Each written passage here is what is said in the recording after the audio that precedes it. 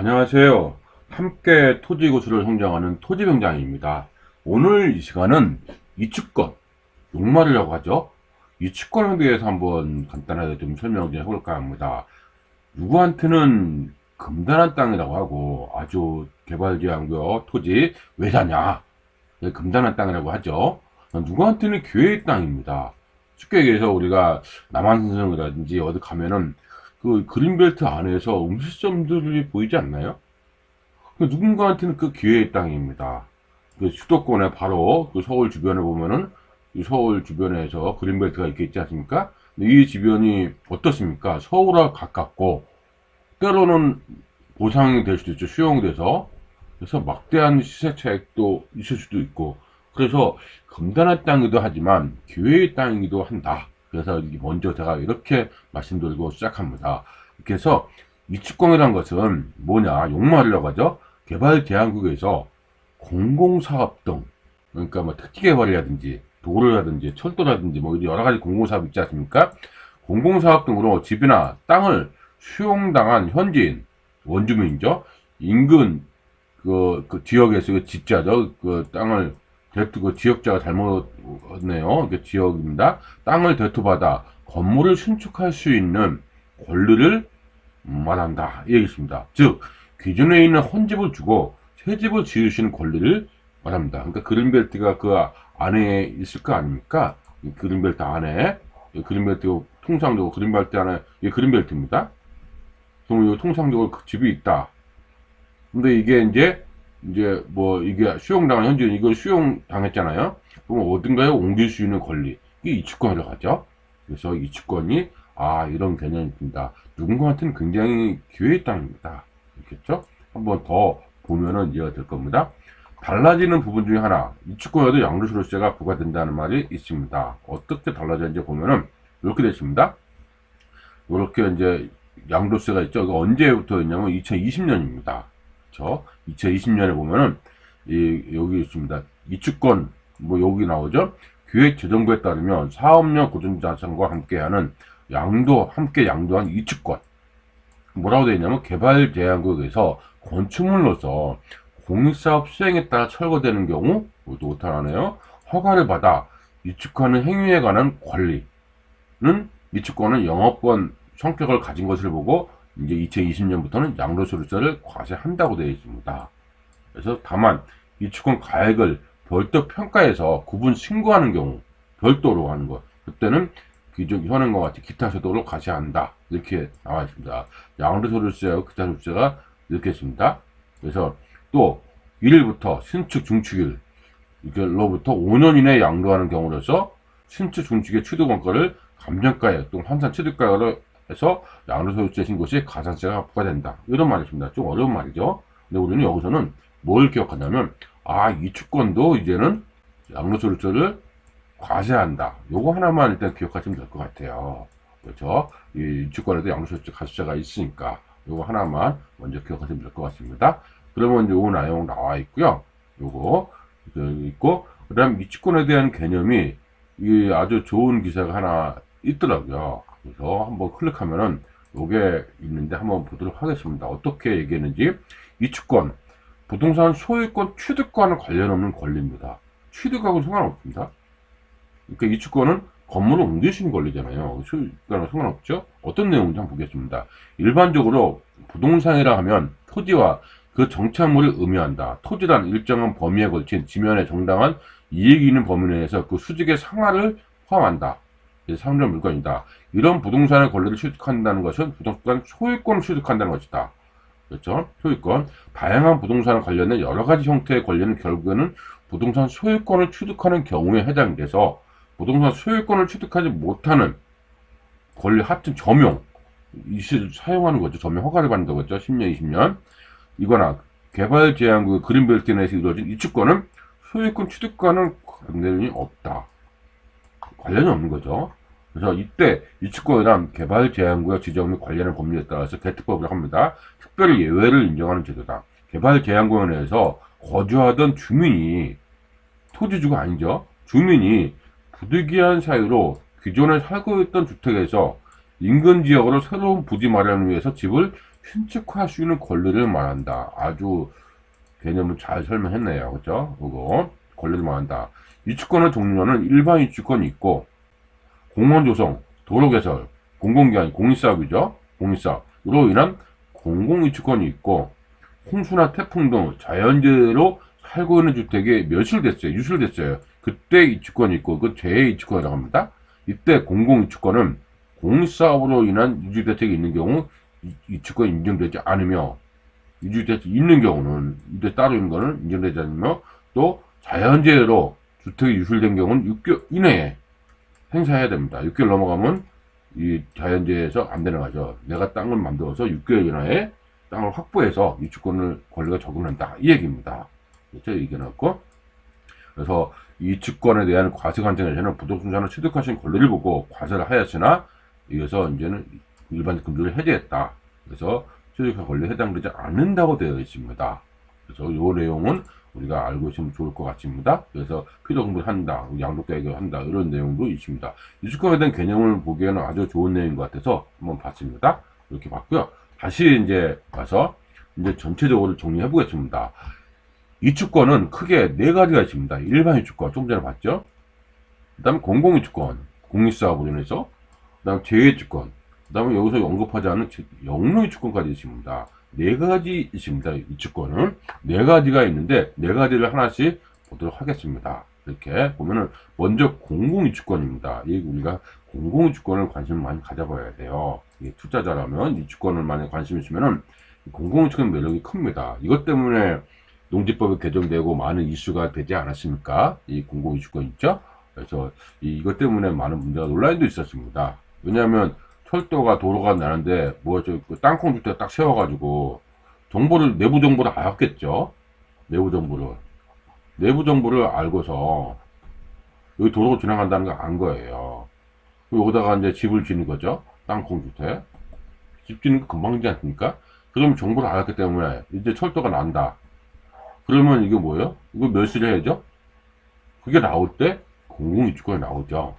그래서 그 문제로 이 내용을 이해를 못하면 다른 시간에 또 할 겁니다. 이 공공이주권이 바로 그런 거거든요. 한번 볼게요. 공공이주권은 택지개발, 도로, 신도시 같은 거, 철도, 송유관, 가스관 등의 공공사업으로 해서 주택이 수용됐습니다. 이사를 가야 하는 경우에 발생하는 거죠. 멸실됐으니까 이거는 이제 멸실을 해야 되지 않습니까? 수용. 그러면 그걸 대신해서 옮기는 경우에 발생합니다. 공공이주권으로는 집단 취약지역의 건축도 가능하고, 개발제한구역 내 일정 내에 개발제한구역 있죠? 목조원대의 건축도 가능합니다. 이게 매력이죠, 이게. 그래서 우리가 개발제한구역 보면은 음수점들이 있는 것을 볼 수 있을 겁니다. 그래서 공공이주권이 이런 거구나. 이 매력이 상당합니다. 이주권 한 장에 몇 억씩 하니까 족견이 3, 4, 5, 풀견은 5, 6억까지도 하고 그랬습니다. 이렇게 있고요. 그 다음에 일반 이주권 보겠습니다. 일반 이주권은 타인의 토지에 건축하여 살다가, 타인의 토지입니다. 건축하여 살다가 토지주의 이제 명도 요구로 인해 나가야 된다는 거죠. 부득이 이사를 가는 경우 발생합니다. 개발제한구역에 아무 곳에나 이주하시는 것이 아니라 집단 취약지구로만 가야 돼요. 사람 많이 사는 곳에. 이때 개발제한구역 지정 이전에 타인 소유 토지에 건축되는 주택이 대상이며, 토지 소유자가 증축이라든지 개축의 승낙이 없어야 돼. 그러니까 뭐 해야 돼요? 명도를 요구하는 거죠. 그리고 합법적인 건축물 대장이 있어야 됩니다. 뭐가 안 된다는 얘기죠. 그때 발생하는 것이 일반 이주권입니다. 요거 예전에는 상당히 많이 주목을 받았죠. 그때 물딱지니 뭐니 그런 얘기도 많이 나왔습니다. 그렇죠? 이런 얘기도 많이 들어봤던 분은 있어요. 이게 그들만의 늘으라고 많이 얘기도 하고요. 투자 방법이 있겠고요. 제2H권은 홍수, 지진, 태풍으로 이제 자연재해로 기존 주택이 유실된 경우에 발생하며 재해 발생날부터 6개월 이내에 신축하시는 토지를 확보해야 돼요. 빨리 확보해야 되겠죠? 이때 제2주권입니다. 영농이주권도 있는데요. 영농이주권이 뭐냐면, 그린벨트 하는 농사 짓는 사람 있지 않습니까? 집에서 왔다 갔다 너무 멀다. 그럴 수 있죠? 그런 분한테 주는 겁니다. 한번 볼까요? 영농 행위를 하기 위해서, 농사를 짓기 위해서 본인 주택에서 그린벨트 하는 농지까지 이동 너무 먼 거야. 이렇게 멀죠. 멀잖아, 대부분 아파트 생활에다가. 먼 경우, 본인 소유의 농지에다가, 그린벨트 안에 농지, 주택을 신축할 수 있는 권리를 말한대. 근데 아무나 하면 안 되겠죠? 그래서 이 자기 소유 농지는 10,000평방미터 이상이 돼야 됩니다. 그럼 10,000평방미터 이상의 농지가 있으면 뭐 할 수 있다고요? 주택을 이렇게 지을 수가 있다는 거죠. 그래야 농사를 짓는 거니까. 이런 경우. 이게 영농 이주권입니다. 10,000평방부터 한 3,000평 넘는 거죠. 요걸 갖고 있는 사람은 주택을 지을 수 있는 권리를 준다. 이게 영농 이주권입니다. 이렇게 맞습니다. 그러면 이제 또 내용 보겠습니다. 그래서 이 개발주행구역, 2019년에 통과된 내용인데 아래 기사도 꼼꼼히 보시면 좋은데 잠깐 보면은 어떻게 됐냐면 이게 잠깐 보면은 이렇게 됐습니다. 이 공유사업으로 그린벨트가 해제됐어요. 해제가 되면 원래는 지역주민에게 이주권이 없었습니다. 해제가 되기 전에만 됐어요. 근데 그린벨트 해제된 그린벨트 더 이상 아니잖아요. 그렇죠? 아니니까 이주권이 없었어요. 근데 이제는 공유사업으로 그린벨트가 해제가 된 지역주민에게 이주권도 제공길이 열렸다. 이것도 상당합니다. 이게 이 내용도 한번 볼게요. 법의 사각지대였습니다. 법의 사각지대를 현행 같은 공유사업으로 인해서 주거지를 상실했어요. 그린벨트가 해제됐어. 근데 이 주권은 그동안 제공되지 않았습니다. 이게 그린벨트 해제됐기 때문에 형평이 안 맞는 거죠. 공유사업 추진을 위하여 개발 제약이 해제된 지역 주민의 주거, 생활 편익, 생업을 위한 그린벨트 내에 설치할 수 있도록 하는 개발 제약을 지정인 본회의를 통과했습니다. 그래서 이제 뭐라고 그랬냐면 6개월 후에 적용된다. 이런 말 나오죠. 6개월 후에 주권 적용된다. 그래서 뭐라고 되냐면 현행 법령상 개발 제한구역 내 공사업을 시행으로 규전 주택이 철거되는 경우 거주 여부와 관계없이 철거당 주택을 소유한 자에 해당하면 개발 제한구역의 취약지구 외 자기 소유 토지로 이동하는 행위가 허용된다. 그러나 같은 공사업을 해도 개발 제한 구역이 해제된 이후 주택이 철거되는 경우에는 이주권이 없는 겁니다. 이게 문제였거든요. 한 끗 차이로. 그렇죠? 철거되냐, 그린벨트 해제되냐 아니냐에 따라서. 이에 따라서 공사업 시행으로 주택이 철거되어 다른 지역으로 이주해야 하는 상황은 똑같잖아, 어쨌든. 그래서 똑같이 허용 여부가 달라지고 있다. 그래서 이쪽으로 문제가 되겠는데, 이거는 이제 같이 이번에 해결했다. 그런 내용입니다. 이것도 상당히 중요한 내용이니까 이 내용 의미를 알시면 될 겁니다. 이렇게 했고요. 그 다음에 이제 보면은 아래 기사는 오래전 기사인데 이게 괜찮더라고요.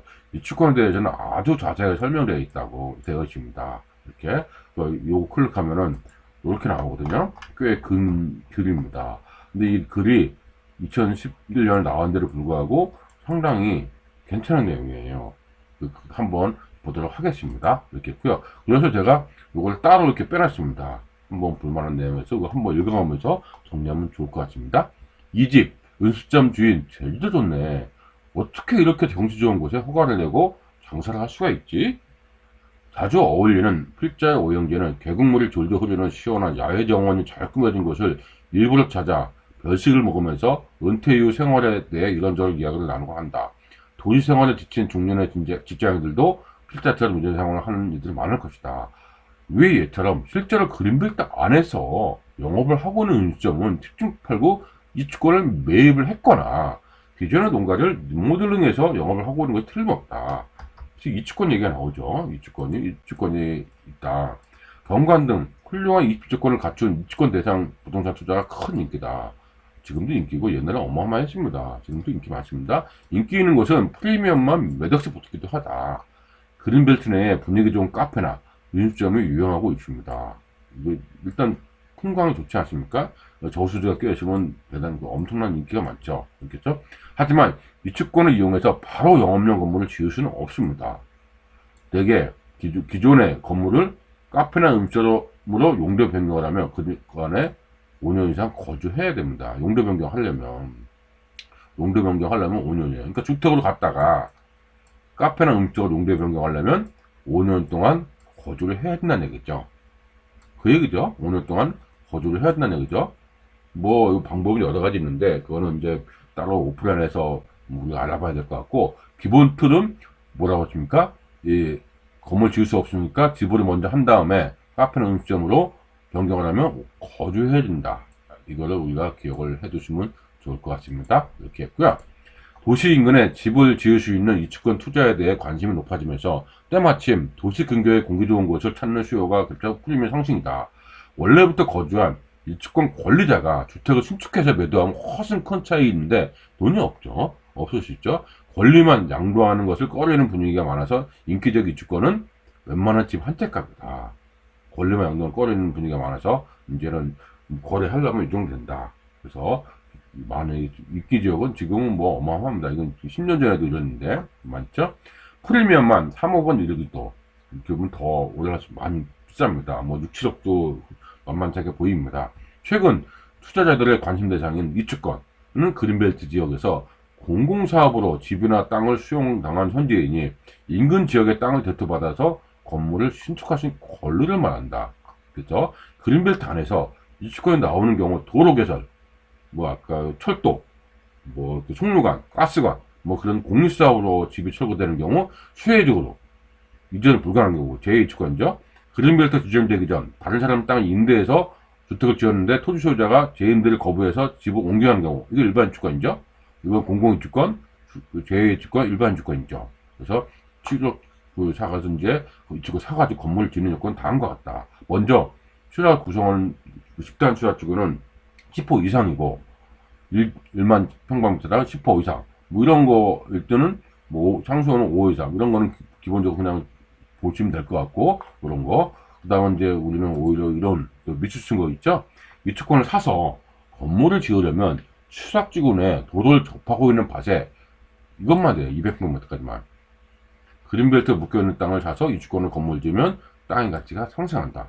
그래서 건물을 지으면 나중에 카페 음식점 운영 수익을 낼 수도 있다. 이렇게 되어 있습니다.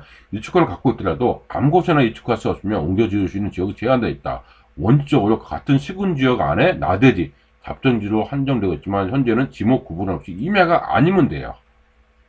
임야는 안 되는 거죠. 임야는 자체가 안 되는 게 맞지 않나요? 뭐 도로도 그렇고 여러 가지 있고 이축할 수 있고 나대지에는 이주권 없더라도 집을 지을 수 있다 이렇게 되어 있습니다. 이주권이 나대지에는 이주권이 없더라도 지을 수 있다고 되어 있습니다. 대지니까 그렇죠? 대지니까 이렇게 나와 있습니다. 그리고 현행 시행되고 있는 도시계획법 시행규칙에 따르면 이렇게 지어야 되겠네요. 건축 가능한 주택 규모를 거주기간을 분류하고 있다. 원래 살고 있는 경우 몇 평, 뭐 이렇게 되어 있습니다. 이거 참고 뭐 5년 이상 거주하는 이만큼 주택을 줄 수 있다. 이렇게 구분도 하는 거죠. 이런 내용들이 있기 때문에 많이 어렵다고 하죠. 어떤 때는 이렇게 어떤 때니까. 근데 한 번만 보시면 어렵지 않습니다. 이주권을 가지고 있어도 옮겨줄 수 있는 지역에 제한이 있다. 원적으로 같은 시골 나대지 잡종 좀 전에 했죠. 임야가 아니면 건축이 되는 거예요. 임야는 이주권이 없습니다. 임야로는 안 됩니다. 이렇게 보시면 되겠죠. 그러나 그린벨트에 들어가 처음 집을 지으려는 사람은 100평대까지밖에 집을 짓지 못한다. 그것도 그린벨트 내 기존적으로 구입했을 때 한해서다. 하지만 이주권은 구입, 원주민의 이름으로 증개축하거나 이축한 후 자신의 명의로 소유권을 전하는 거. 요 의미를 정확하게 이해하시면 좋을 것 같아요. 요게 팁이라면 팁이죠. 그래서 팁이라면 팁입니다. 그래서 요 팁이라면 팁이니까 요 의미를 기억을 하시면 좋을 것 같습니다. 그러니까 원주민이 먼저 짓고 소유권 넘는 게 있죠. 물론 리스크는 있습니다. 도망가거나 뭐 어디 잘못 사고 날 수도 있겠죠. 그래서 그런 경우는 참고를 해야 될 것 같습니다. 지역 설계 사무소 컨설팅 또 받아봐야 되겠죠. 대상인지 이축 대상 주택인지 반드시 파악한 후 매입해야 하며 이축권 있는 사람이 원주민이 아니라면 손해를 볼 수도 있다는 거죠. 땅을 사기도 하고 이런 내용들이 있습니다. 이런 내용도 우리가 조심해야 되죠. 한번 읽어볼게요. 외지인의 땅 거래가 엄격하게 제한된 있는 그린벨트 안에서는 이축권을 통해 땅을 사기도 합니다.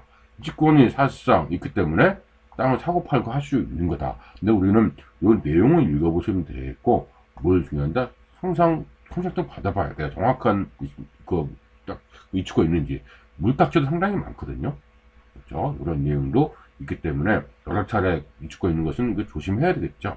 그래서 이축권에 대한 실무 팁은 상당히 많으니까 한번 읽어보시면은 어떤 내용인지를 알 수 있는 내용입니다. 그래서 원주민이 건축학과 받아 수익 의존한다. 이런 팁이 있거든요. 이건 참고로 보시면 될 것 같고, 그들만의 넣으라고 해서 합니다. 누구한테는 금당의 땅이지만, 누구한테는 기회의 땅이기도 한다. 분명한 투자책이죠. 그러니까 그린벨트 이축권에 대해서 자세히 알아보면 돈 되는 투자처가 맞습니다. 오늘 여기서 마치도록 하겠습니다.